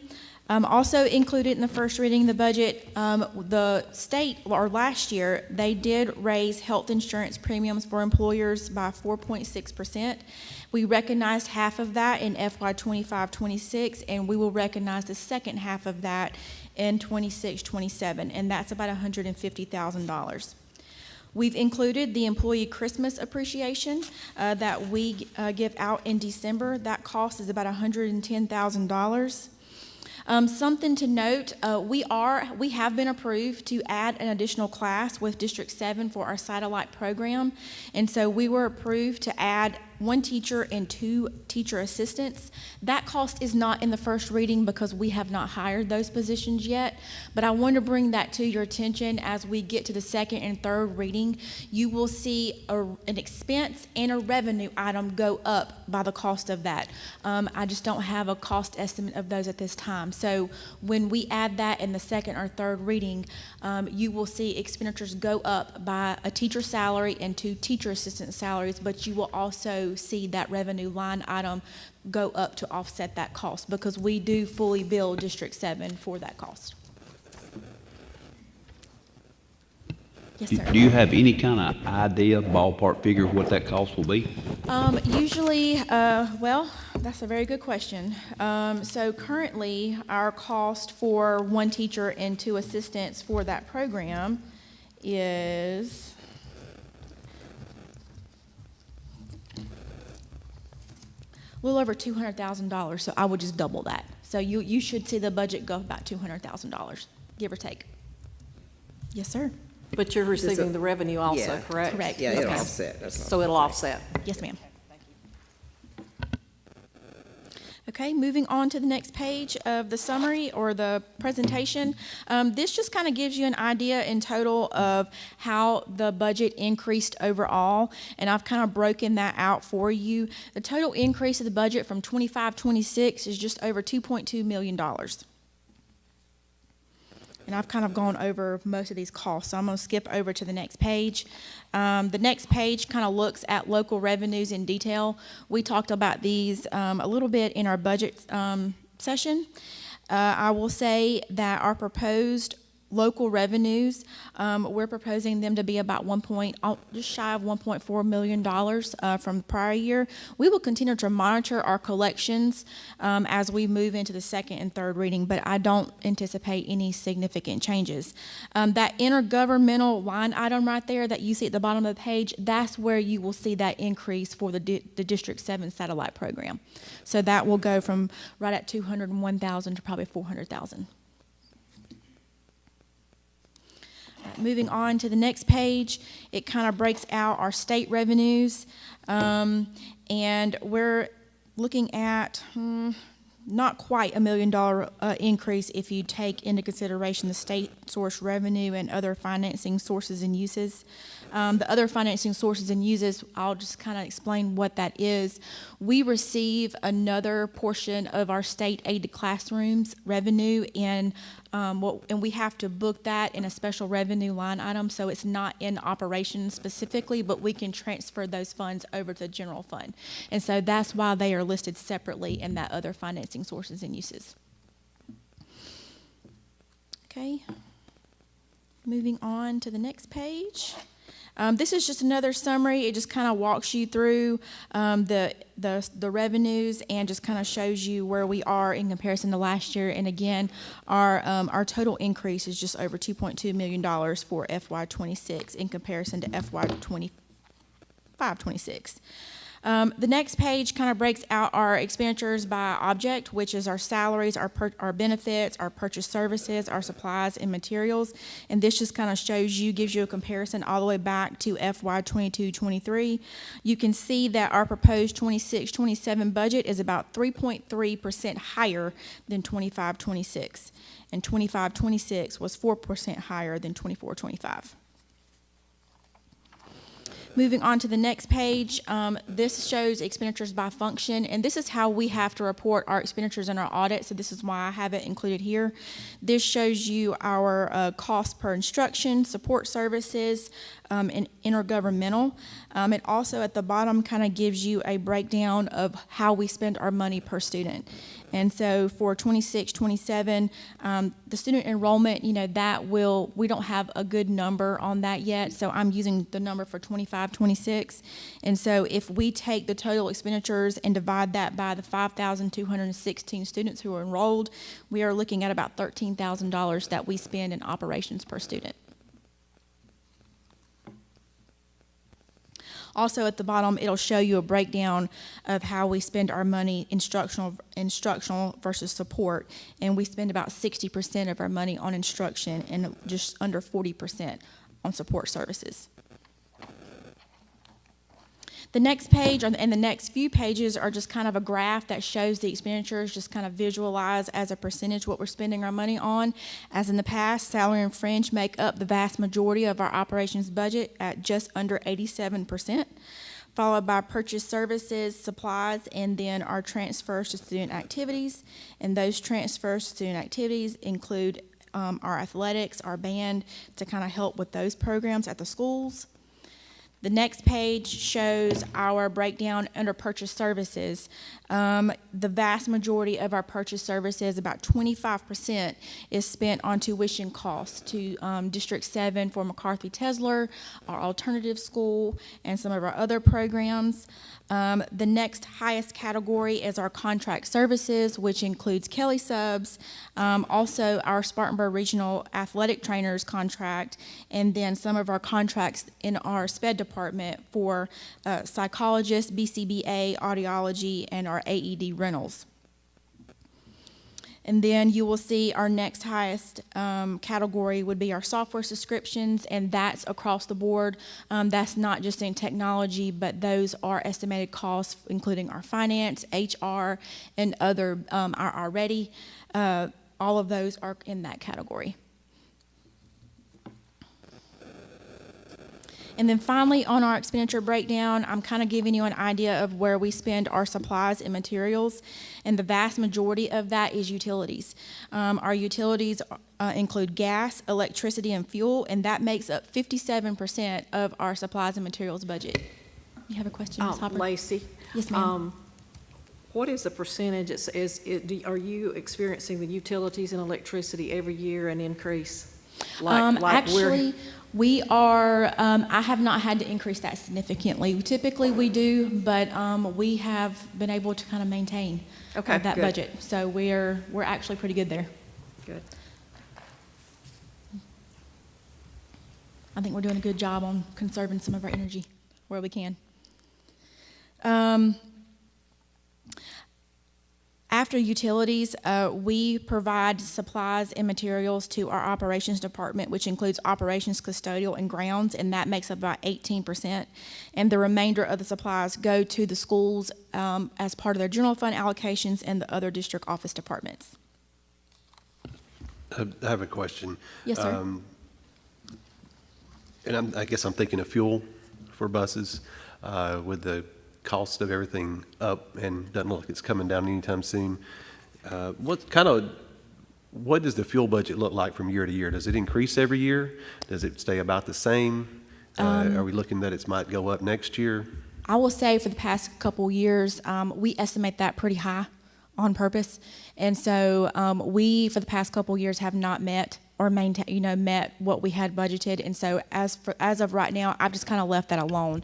I do think as we get into 27, 28, especially if things continue to increase, those budgets will have to increase next year. But as of right now, from what we can tell, we've been able to we're pretty stable on what we budgeted. So to answer your question for this year, what it looks like for 25, 26, we'll come under budget on our fuel costs for our buses. And just so the board know, that's a great question, Mr. Johnson, but the state pays for the gas for the regular buses. Mm-hmm, We're of course, for We just- district district buses, which, would be activity buses.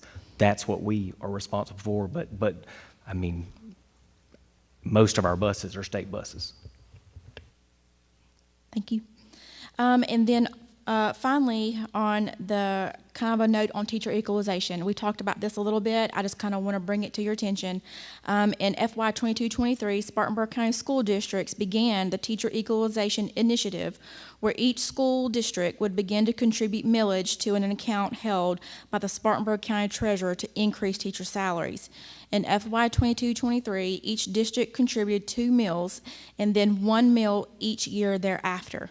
For FY 25-26, each school district had contributed 5 mills. Another mill will be added in FY 26-27 by each school district by either raising operating millage by 1 mill or reassigning an operating mill from current operations. And this first reading budget for FY 26-27 is based on raising that 1 mill for teacher equalization. Okay. All right, and then kind of going back over our budget timeline, we will have our second reading at the regular board meeting on May 11th, 2026, and we will have our final third reading and public hearing on June 8th, 2026. At this time, are there any questions on the first reading of our budget?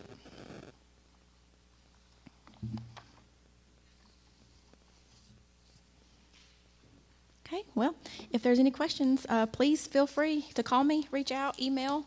I'm available. And then at this time, in March, we brought to you, we told the board that we would be bringing 2 recommendations. They are 2 bond resolutions. And so the first resolution is authorizing the issuance of not to exceed $15 million of general obligation bonds in 1 or more series. This resolution authorizes the anticipated bond issue to acquire the remaining facilities under the 2015 IPRB transaction and retire the 2015 IPRB bonds. And those are old bonds related to the building of the high schools. And so our first recommendation is that the board would approve a resolution authorizing the issuance not to exceed $15 million in GO bonds to pay off the IPRBs.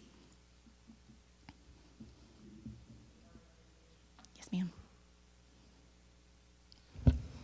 All right, so you've heard the recommendation to adopt a resolution authorizing the issuance and sale of not exceeding 15 million general obligation bonds of Spartanburg School District 1 in one or more series. Is there a motion to approve? I'll make a motion to approve. All right, thank you, Mr. Green. Is there a second? I'll second. Thank you, Ms. Hopper. Is there any discussion for Ms. Brady at this time? Okay, so all those in favor of adopting a resolution authorizing the issuance and sale of not exceeding 15 million general obligation bonds of Spartanburg School District 1 in one or more series, please signify by saying aye. Aye. All those opposed? Unanimously approved. Thank you. And the second recommendation is relating to the issuance of the bonds and the bans relating to the 2025 bond referendum. So the recommendation is that the board would approve the proposed resolution authorizing the issuance not to exceed $140 million in GO bonds and bans in one or more series. This resolution authorizes the issuance of bonds and bans that were approved in the November 2025 bond referendum. Okay. All right, so you've heard the recommendation from the administration to approve the adoption of a resolution authorizing the issuance of a sale of not exceeding 140 million general obligation bonds, $140 million general obligation bonds of Spartanburg School District 1 in one or more series, and general obligation bond anticipation notes in one or more series pending the issuance of such bonds. Is there a motion to approve?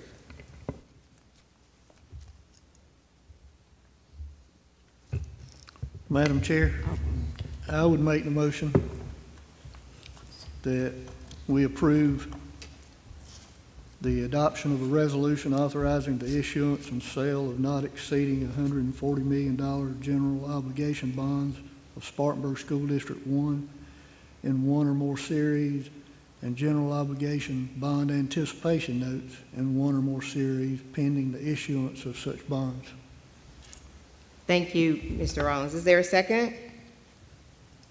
I'll second that, Madam Chairman. Thank you, Ms. Hopper. Any discussion? Okay, being none. So all those in favor of an adoption of a resolution authorizing the issuance and sale of not exceeding $140 million general obligation bonds of Spartanburg School District 1 in one or more series, and general obligation bond anticipation notes in one or more series pending the issuance of such bonds, please signify by saying aye. All opposed? Thank you. Unanimously passed. Thank you. Thank you.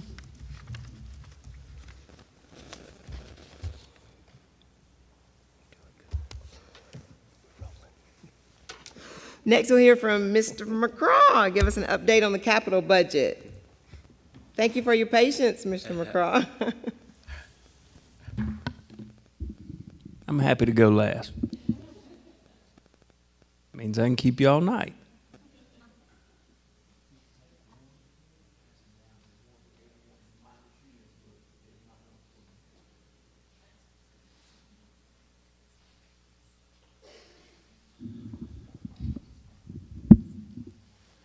Well, thank you, Madam Chair, Dr. Smith, members of the school board. I promise to be brief tonight, believe it or not. What we've done historically since Dr. Smith has been superintendent is we have provided y'all, just like the budget, with multiple readings of the capital improvement plan over the last couple of years. So this is your first look at the capital improvement plan for the 26-27 school year. And what you will see in the first 7 pages of the document that each one of you is getting now is the yearly plan. And then the last page, page 8 at the very end, will be our 3-year targeted items and then our 5-year targeted items. A lot of these things are repetitive that you've seen in years past. Those of you who are new to the board, this will be an experience for you. I try to detail it as much as I can, but as I've always said, these are only estimates, okay? With the world that we have now, I hear fuel costs, all the things, we can give a best guess. Being a former science teacher, that's what we call a hypothesis. So this is my hypothesis on the cost of these items. One of the things I tried to do a little bit different this year is if you look throughout the pages, I have given a total per location or a total per category, just so you can kind of see what that adds up to be. And it's funny because you guys just passed $140 million, right? Y'all just approved that resolution. So we got a lot of things to do in a shorter period of time to do them. So I really had a plan. I talked to Miss Brady. I talked to Dr. Smith. Talked to our team about trying to keep this capital improvement plan really low, like $2.5–3 million. But when you look at, we still got to maintain school. We still have to keep the schools that we have going, so we've got to make sure that we do that and we do that well. So you can see the total upwards of $5 million. That's okay, we've got it. This past year we got roughly $6.5 million in capital funds. We carried over an additional $6.5 million. So we started out this year with roughly $13 million to spend capital-wise. And this has been the year that we have spent the most as we are getting ready and doing some things to prepare for our new building plan. But I don't want you to worry. We do have the capacity to maintain this. I don't know that I have the capacity to spend this in my role, but we do have the capacity to maintain this budget.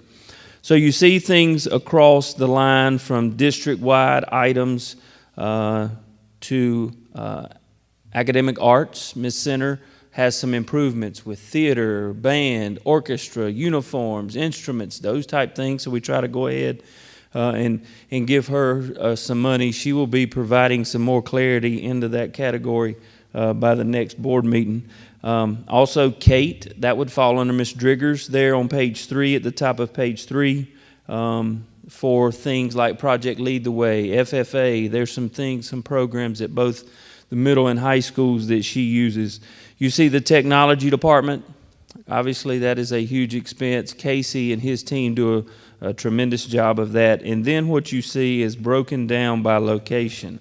The district office, CGS, Chapman, Holly Springs, Emmett Elementary, Emmett Intermediate, Landrum Middle, Landrum High School. Obviously, we have Mabry, New Prospect, and O.P. Earl.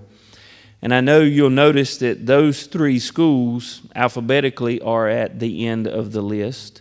But also, we know that those are the 3 main building projects that we're going to be looking at over the next handful of years. So what we don't want to do is spend a ton of capital money on those existing buildings unless it is a much needed repair or something that is in dire need. So you'll see the values there are kind of small, but things that we must do, or things, some areas, if you look at O.P. Earl, front office area furniture, some of their front office area, I mean, they need a couple of chairs and a couple of tables. That would be a capital expense. Those things can transition to a new school in a couple of years. So that is what you see. So all of those things, I'm not going to read through this in detail. That takes up too much time, but you have this. You'll have it here in paper. It will also be put in your board packet digitally as well. And then if you look on the very last page, as I was mentioning earlier, this would be the extended capital improvement plan with a list of 3-year targeted items as well as 5-year targeted items.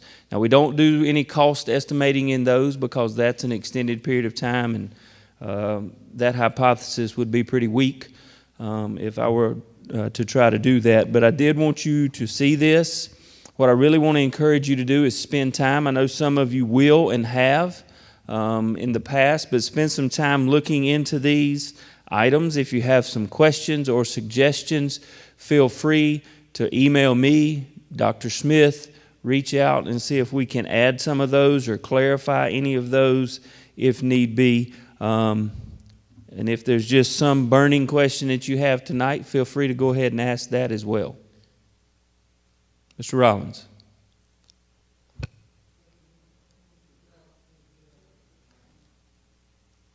I'm sorry, I thought I had it on. Do any of the items in the 26-27 school year work into the 3- and 5-year plan, or are they standalone?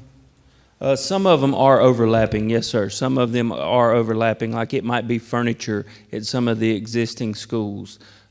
Painting, some of those are included throughout. Yes, sir. Good question.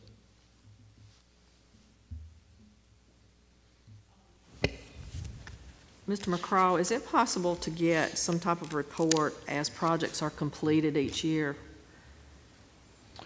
It is. It's difficult, but it is. I mean, we can do that for you. Because it's kind of like, I'm just curious as to what was accomplished in 25, 26, based on what you gave us last year. Mm-hmm. You know, just what was completed, what was spent at that time, and does this money carry over? Lacey, how does this money carries over, correct? Okay. Yes. But I'd like to hear what projects were, I'd like to see at some point what projects were completed. Could be Sure. at the end of the year or whatever. Yeah, I would absolutely, and we can't give you to the penny, but it's pretty close of what we spent now. No, it's more just projects that were completed. Right. Not And- necessarily the. And I will tell you, a lot of this carries over. There's items as Lacey is reconciling the budget, and we can reclassify items, and we put a reclassification category in the notes that we have, not here in this, where some items are reclassed from the previous year into that year. So it might be as late as August or September for you to Yeah. get the previous year, but we can Yeah. definitely provide that, sure. Yeah, okay. One other question. On the last page, not the last page, but where you've got the, well, it looks like it's athletics, basically. You've got this 100,000 for athletic department capital needs. Is that just for Landrum? No, ma'am, it's also in Chapman. It's in Chapman's too? Okay. Yes, you've ma'am, listed them it separately. just rolled to the next page. Oh, okay. So it's also Okay. there. Okay. And one of the things too, it's time to redo the tennis courts at both high schools. Oh, I see it. Okay, And good. we've Thank put you. out just kind of some feelers about reconditioning, resurfacing the tennis courts. And y'all know that both sets of tennis courts here at Landrum High School as well as Chapman are open to the public when they are not in use by the school. And that's a lot. And that is a cost that is $100,000 per school. And it is time. We did those back in 2018, the first summer I transitioned into this role. We did that, and then it's time now to redo those again. So that's another So expense is- that's not always in there. Is that in policy, or is that just an administrative type thing that we do? No, that's based Allow- off need. Off of need? Okay. Yeah, like if you go out there and you see. I mean, No, I'm there's- talking about the use of the tennis courts by the public. That's a great question. It's been an And I administrative have a reason guideline for since I've asking been that here. question.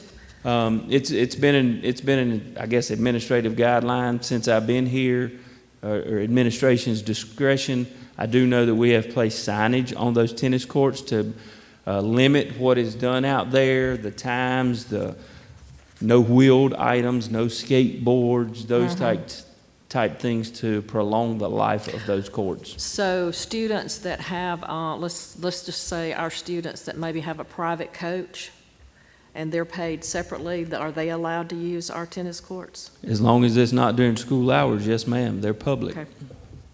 I had that question put to me, is the reason I'm asking. But it doesn't have to be a district coach. It can be okay. That's correct. I have a question. So the athletic department capital needs for Chapman, is at 100,000, and then for Landrum is an additional 100,000? 100,000 per school, yes. Dr. Smith, we started that last capital budget, same thing that we did last year.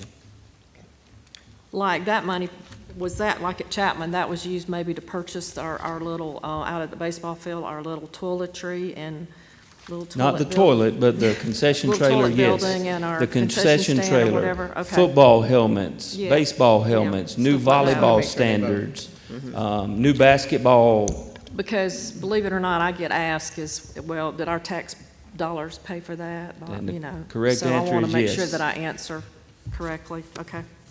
Yeah, okay, thank you. I just wanted to make sure they were. Yes, ma'am. at both. Believe it Well, or we not. try to keep them equal, best we can. You do a great job. Any other questions? I've got one, Mr. McGraw. Yes, On sir. the next to the last page where it talks about a mobile scoreboard for Mabry Middle, is that a purchase or is that a rental? Sir, what was the last part? I missed it. Do we rent that or is we gonna buy one? Okay, no, that would be a purchase. And here's why. That scoreboard, as we continue right now to play games at Mabry Middle School, periodically we have games. That scoreboard is non-repairable. But what I have investigated is, what if we lose connectivity to one of our existing scoreboards, say at Chapman softball? Well, if we have this in-house and stored, we can get the day of, hey, the scoreboard's not working. Can we get the mobile scoreboard down here, place it somewhere that's visible for all spectators to see? So this would be something that we would purchase. It's not going to be huge like the one that's on, 4x4 posts, but it's going to be large enough for spectators, referees, and coaches to see. So that would be something that we would purchase to use in situations to where a scoreboard may go out. And it's happened before quite a bit, unfortunately. I know that old scoreboard's been there a long time. It was there when Barbara was in school. When who was? That might have been the last time it worked. Ms. Hopper, turn your mic off, please.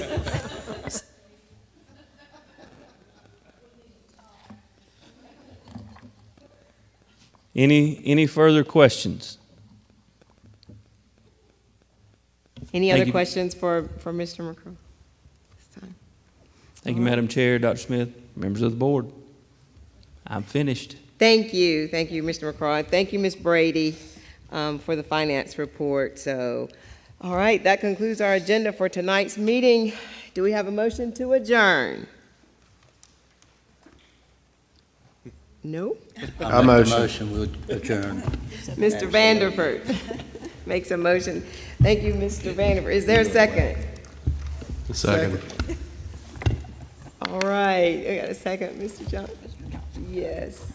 Any opposed? Being none, unanimously approved.